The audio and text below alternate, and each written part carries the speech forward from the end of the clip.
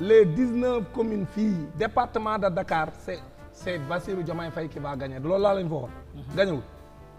man leen wax leen ma Khalifa Sall ban département la mën a gagner du loolu laa leen laajoon ban département la mujj gagner. mais Sacré-Cœur Mermoz li neex xoolal mon frère xam nga lu neex. Sacré-Cœur Mermoz amoo fa surprise. dama la Barthélémy Diaz boo bëggee dégg dëgg bu élection amaatee jàppal li ma leen di wax. Bart bu élection amaatee il perd sa mairie de Sacré-Cœur Mermoz il perd la ville de Dakar incha allah li ma leen wax ne jàppale gis nga mairie bi mu gagné nii c'est grâce à Ousmane Sonko ñoom dañoo wax ne Khalifa Sall tax ñuy gagné Saint-Louis lu ñu waxoon du Saint-Louis dañoo def élection locale Mansour Faye gagné xam nga tax mu gagné. campagne bi Abba Mbaye lu mu wax dañuy Ousmane Sonko bu ñëwoon Saint-Louis ma gagné ci élection locale dafa tëb l'étape de Saint-Louis xaw ma heure bi mu ñëw moo baaxul non ñëpp demu fa sax. waaw daf ko tëboon. daf ko tëb daf ko tëboon local jàll ñu dem législative. mu dem fa way ñu dem législative mu dem fa 2 heures du matin Abba Mbaye gagné les législatives à.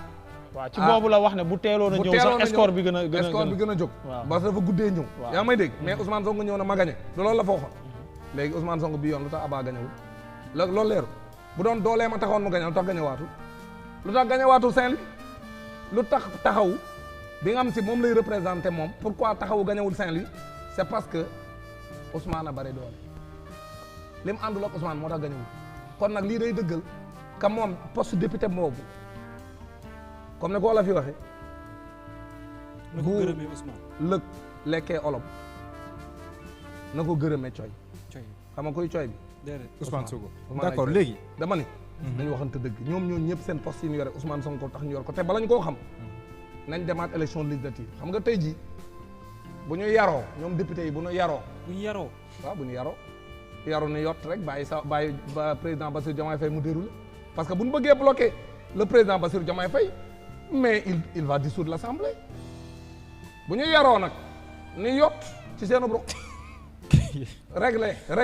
waaw bu ñu réglé bàyyi ko mu liggéey parce que sénégalais yi dañoo yónni ñu def démocratie de concordance dañoo yónni Bassirou non du loolu le président de la République dañ koo accompagner ils ont accompagné Macky Sall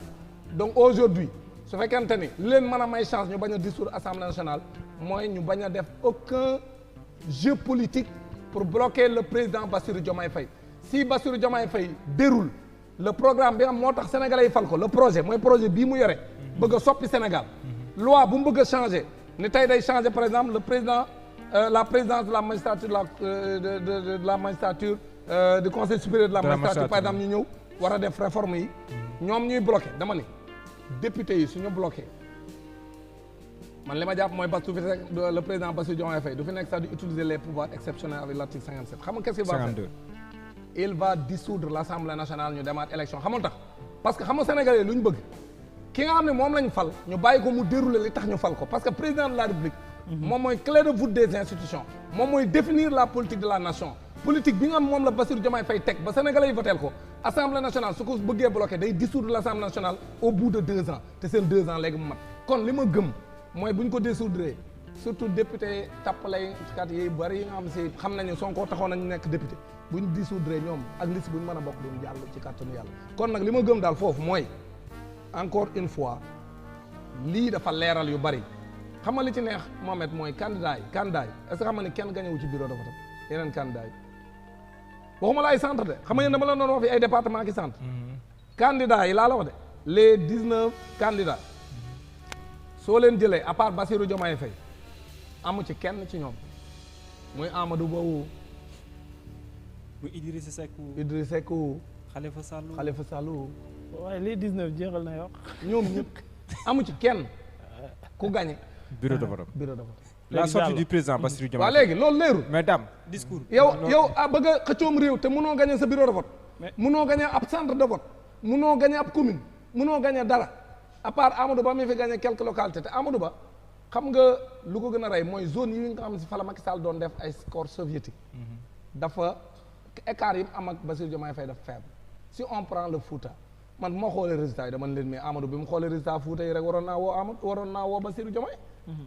pour man bi mu jotee résultat Fouta la waroon a jël téléphone am woo ko ne ko bu dee lii laa def fii Fouta mooy ñàkk naa élection yi